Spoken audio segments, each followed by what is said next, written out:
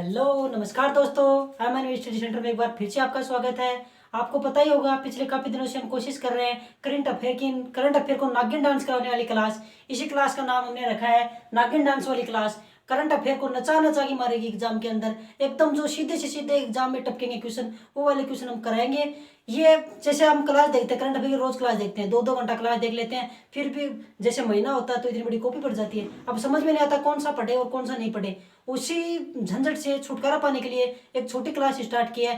पूरे सप्ताह के जो इंपॉर्टेंट क्वेश्चन होते हैं, एग्जाम में पूछे जाते हैं, वो आज हम इसी क्लास में करेंगे। उम्मीद है आपको पसंद आएगी। आज थोड़ा तरीका अलग रखा है, यदि ये तरीका पसंद आए तो ठीक है, वरना आप चाहते हो कि सिर्फ क्वेश्चन आंसर टाइप में किया जाए तो आप प्लीज कमेंट बॉक्स में राय जरूर देना। चलो ठीक है, आज की क्लास की शुरुआत करते हैं। पहले एक नंबर पे बात करते हैं, जो चर्चा में रहा है पिछले सप्ताह से, वो है तोकाते। ताऊ ताऊ करते फिरते हो ना आप लोग आजकल, वो तोकाते तूफान, तोकाते। ठीक है, इसके बारे में बात करते हैं। सीधी सीधी बात करेंगे जो एग्जाम में पूछी जाती है। कहां से उठा था ये तूफान? ये उठा था अरब सागर से। कहां से? अरब सागर से। ठीक है, एक बात। आगे बात करते हैं, इसका नाम किसने दिया था तोकाते? ये नाम दिया था म्यांमार ने। किसने दिया था? म्यांमार ने। ठीक है, इसके अलावा जो ये तूफान जो चक्रवात है, ये बनते हैं, लो प्रेशर बनता है तब, निम्न वायुदाब का क्षेत्र बनता है तब ये उठते हैं। निम्न वायुदाब का क्षेत्र बनता है तब। ठीक, समझ में आया? और ये जो तोकाते नाम रखा है म्यांमार ने, ये वहां एक छिपकली होती है जो बहुत तेज आवाज करती है, उसी के नाम के आधार पर इसका नाम रखा गया है। चलो अगले टॉपिक की नंबर 2 पे जो चर्चा में रहा है उसकी बात करते हैं। तो नंबर 2 पे बात करते हैं मिस यूनिवर्स। मिस यूनिवर्स लगभग हर एग्जाम में इनसे क्वेश्चन पूछा जाता है, वो है मिस यूनिवर्स 2020। मार्कर आज अच्छे से दिखाई दे रहा होगा आपको। चलो ठीक है, ये किसने जीता है? एंड्रियो मेजा ने, एंड्रियो मेजा के द्वारा जीता गया है। ये 2020 का है, अभी 2021 में दिया गया, क्यों आपको पता है कोविड चल रहा था। कौन से नंबर का है ये? 69। ठीक, भारत की भी कोई मिस यूनिवर्स गई थी, इसमें गई थी, उसका नाम है एडिलिन। कौन से नंबर पे रही? एडिलिन रही थी 4थे नंबर पे। कौन से नंबर पे रही थी? 4th पे रही थी। ठीक है, इसके अलावा जो पिछला 2019 का था, 2019 का 68वां, ये भी पूछा जाता है। ये किसने जीता था? ये जीता था जोजीबिनी टुंजी ने। जोजीबिनी टुंजी कहाँ की थी ये? टुंजी, ये थी साउथ अफ्रीका की। कहाँ की थी? साउथ अफ्रीका की। और ये जो एंड्रियो मेजा है, ये कहाँ की है? ये है मेक्सिको की। मेक्सिको की है। ठीक, समझ में आया? चलो ठीक है, 2 बात हो गई। अब अगली न्यूज की बात करते हैं जो चर्चा में है, एकदम सीधे एग्जाम में पूछे जाएंगे। मान लो बहुत ज्यादा मेहनत किया 6 दिनों तक इन क्वेश्चन पे, तब जाके एकदम चुन चुन के क्वेश्चन लाए गए हैं। ठीक, आगे बात करते हैं नंबर 3 पे, वो है नंबर 3 की बात करें, सिलेमेंथ। ये क्या है भाई?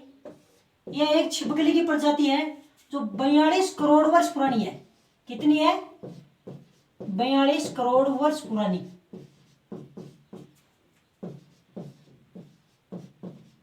42 करोड़ वर्ष पुरानी है छिपकली की प्रजाति। छिपकली नहीं, सॉरी, मछली की प्रजाति है। कहां मिली है ये भी पूछा जाता है। ये मिली है हिंद महासागर के मेडागास्कर जो तट है उस पे मिली है। मेडागास्कर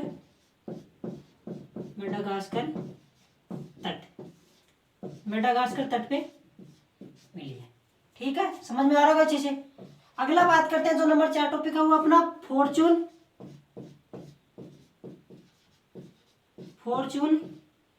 मैगजीन की बात करते हैं। नंबर 4 पे।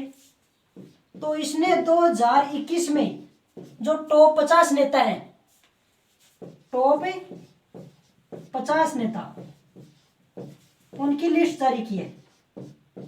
ठीक है, तो टॉप 50 में फर्स्ट नंबर पे, 1 नंबर पे कौन है? वो है जेसिका अर्डर्न, न्यूजीलैंड की प्रधानमंत्री। जेसिका अर्डर्न न्यूजीलैंड की पीएम। इसके अलावा बात करते हैं कि इस पे कोई भारतीय भी किया हुआ है। 10th नंबर पे आधार पूनावाला, आधार पुणेवाला। ये कौन है? ये है सीरम इंस्टीट्यूट जो पुणे में है। इंस्टीट्यूट है ना, सीरम इंस्टीट्यूट पुणे में, जिसने कोविशील्ड बनाई है, उसके मालिक है ये आधार पुणेवाला। ये रहे 10वें नंबर पे। चलो आगे बात करते हैं। अभी तक हमने 4 जो इम्पोर्टेंट क्वेश्चन बनते थे सप्ताह में से वो कर लिए हैं। आगे नंबर 5 पे बात करते हैं। नंबर 5 पे बात करें तो वो है ब्लैक फंगस। सुना होगा आपने, न्यूज में बहुत हाईलाइट हो रखा है ब्लैक फंगस। इसी का दूसरा नाम क्या है? म्यूकोमाइकोसिस, म्यूकोमाइकोसिस इसी का दूसरा नाम है। इसके अंदर क्या होता है कि जो चेहरा होता है अपना, चेहरा और आंखों को ज्यादा प्रभावित करता है। जो कोरोना से ठीक हो रहे हैं उन मरीजों की आंखों की रोशनी तक जा रही है इस बीमारी से। तो चेहरे की जो स्किन होती है उसको ज्यादा, और एक अंधापन, इसे एक अंधापन की शिकायतें भी आ रही हैं। इसके अलावा राजस्थान व हरियाणा ने इसे महामारी घोषित कर दिया है। भारत के 2 ऐसे राज्य हैं जिन्होंने महामारी घोषित कर दिया, वो राजस्थान और हरियाणा, इन दोनों ने इसे महामारी घोषित कर दिया है। चलो नंबर 6 पे आगे बात करते हैं। जो इम्पोर्टेंट है अपना वो है जगन्नाथ पहाड़िया, जगन्नाथ पहाड़िया, जगन्नाथ पहाड़िया। ये प्रदेश राजस्थान के एकमात्र दलित सीएम थे। ठीक, कब बने थे? ये बने थे 1980-81 में। कितने दिन रहे? ये रहे थे 13 महीने। ठीक, इसके अलावा ये बिहार व हरियाणा के राज्यपाल भी रहे थे,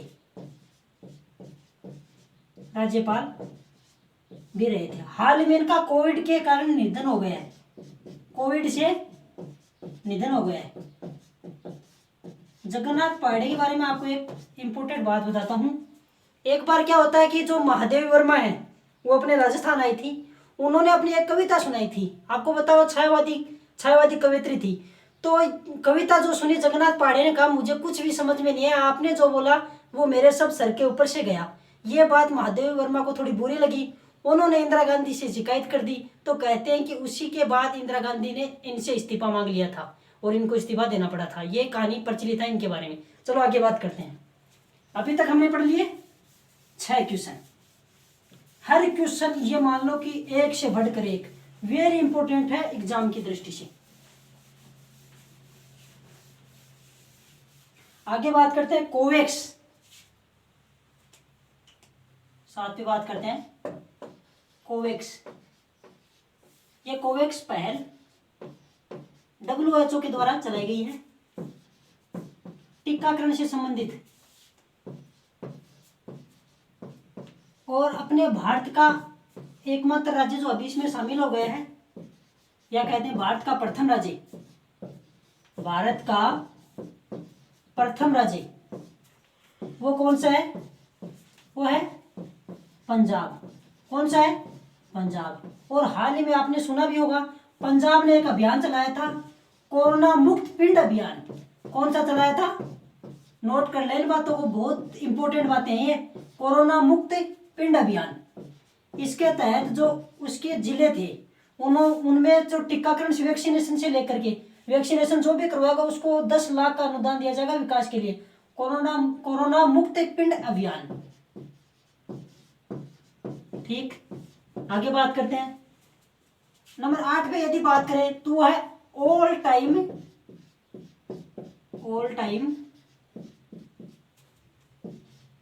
फेवरेट फॉर चिल्ड्रन। ये बुक अभी आई है। ये बुक किसकी है? ये बुक है रस्किन बॉन्ड की। किसकी है ये बुक? रस्किन बॉन्ड की। ठीक है, 8 क्वेश्चन कर लिया हमने। आगे बात करते हैं। आगे जो पढ़ेंगे ये मान लो जो 15 या 16 जितने भी टॉपिक हैं इस सप्ताह के एकदम इंपॉर्टेंट, एग्जाम में इनसे क्वेश्चन आना ही आना है। नंबर 9 पे बात करते हैं, वो है पिनरई विजयन। पिनरई विजयन ये बने हैं केरल के लगातार दूसरी बार सीएम, लगातार दूसरी बार मुख्यमंत्री बने, लगातार दूसरी सीएम, लगातार दूसरी बार सीएम बने हैं।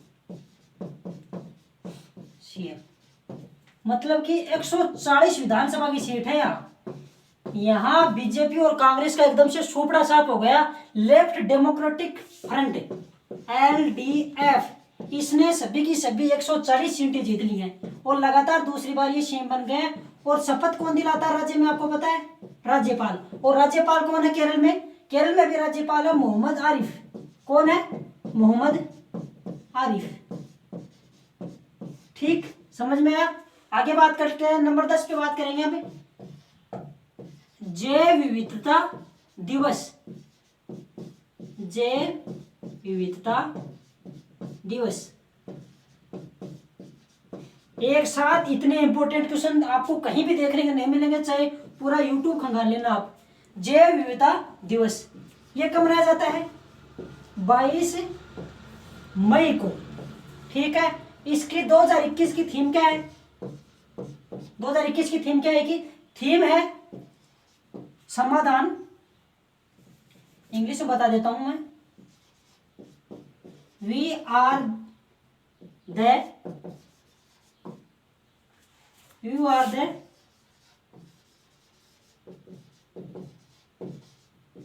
Solution of nature. ठीक, इसके अलावा बात करते हैं 22 का आंकड़ा। 22 का आंकड़ा ये कर लो, 22 मार्च को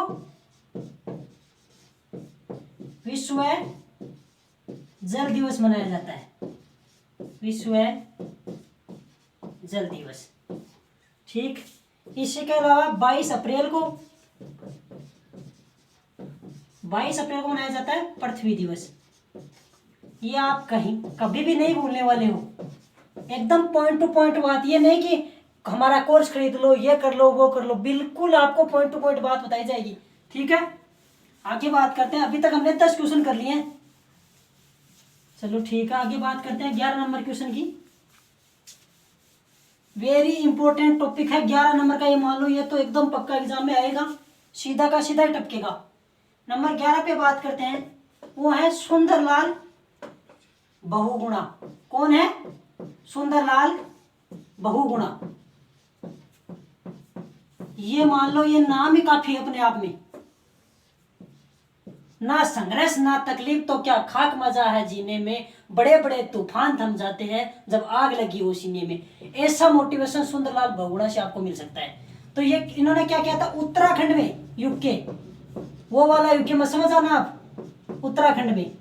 क्योंकि हमारे पास डिजिटल बोर्ड नहीं है ना, तो सब मैनेज करना पड़ता है, आपका समय का भी ध्यान रखना पड़ता है। तो उत्तराखंड में जो चिपको आंदोलन चला था, कौन सा आंदोलन?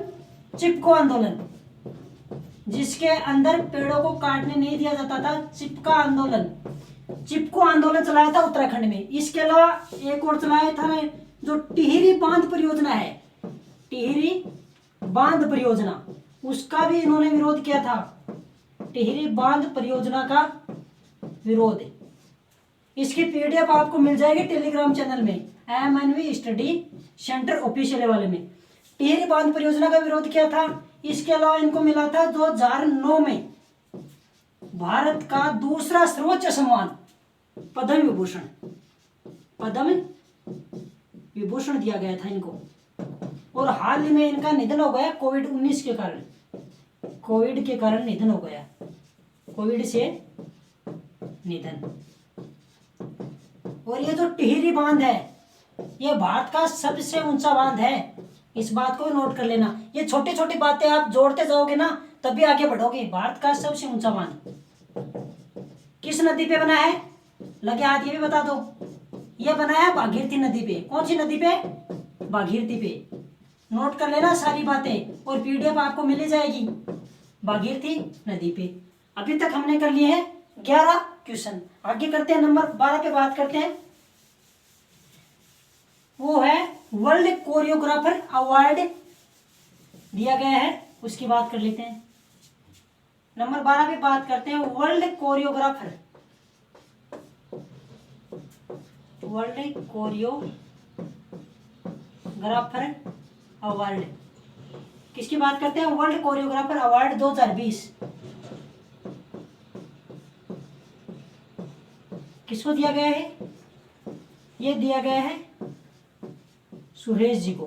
किसको दिया गया है? सुरेश जी को। इसके अलावा कार्डियोग्राफ पे बात आ गई है तो बात करते हैं फर्स्ट कार्डियोलॉजिस्ट महिला भारत की कार्डियोलॉजिस्ट, वो है पद्मावती, पद्मावती। ठीक, समझ में आया? आगे बात करते हैं नंबर 13 की बात करते हैं। तो वर्ल्ड कोरियोग्राफर अवार्ड आपने देख लिया 2020 सुरेश को दिया गया था। फर्स्ट जो कार्डियोलॉजिस्ट अवार्ड है ये दिया गया था, नहीं अवार्ड नहीं दिया गया था, ये थे फर्स्ट कार्डियोलॉजिस्ट, फर्स्ट कार्डियोलॉजिस्ट थी पद्मावती। इनको अवार्ड नहीं दिया गया था, ये फर्स्ट कार्डियोलॉजिस्ट थी भारत की महिला जो थी कार्डियोलॉजिस्ट, वो थी पद्मावती। नंबर 13 पे बात करते हैं smart city mission, smart city mission. ये चला था 2015 में। हाल में चर्चा में क्यों है? क्योंकि 2021 की जो है रैंकिंग निकाली गई है, उसमें पहले नंबर पे कौन है? रैंकिंग उसमें पहले नंबर पे है झारखंड। कौन है? इधर कोरोना चल रहा है और इनका अलग ही चल रहा है, ये रैंकिंग निकाल रहे हैं। दूसरे नंबर पे कौन है? दूसरे पे है अपना राजस्थान, अपना राजस्थान। ठीक, इसके अलावा जो इंपॉर्टेंट फैक्ट है, पहली स्मार्ट सिटी भारत की स्मार्ट सिटी फर्स्ट कौन सी है? वो है भुवनेश्वर, भुवनेश्वर। इसके अलावा 100वीं स्मार्ट सिटी भारत की वो कौन सी है? वो है शिलोंग। एक एक बात हर एग्जाम में ये मान लो एकदम तीर की तरह सीधा का सीधा एग्जाम में फंसेगी आपके लिए। आगे बात करते हैं। हमने पढ़ लिया अभी तक 13 इंपॉर्टेंट क्वेश्चन।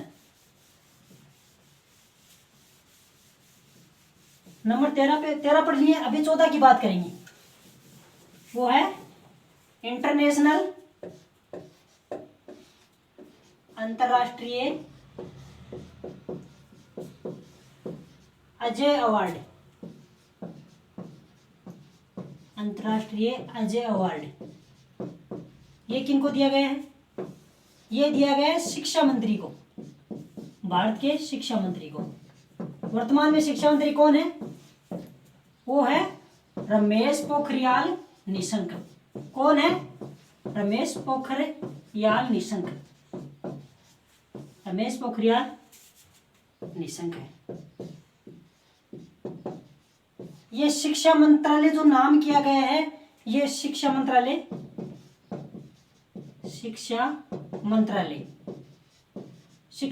जो नाम किया गया है, ये किया गया है मानव संसाधन विकास मंत्रालय था, उसका नाम बदल के किया गया है मानव संसाधन विकास मंत्रालय। इसका नाम बदल के कर दिया गया शिक्षा मंत्रालय। और पहले शिक्षा मंत्री हैं भारत के रमेश पोखरियाल। ठीक,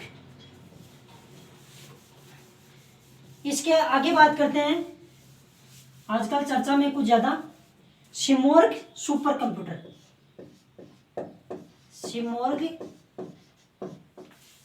सिमोर्ग सुपर कंप्यूटर, यह है एक सुपर कंप्यूटर।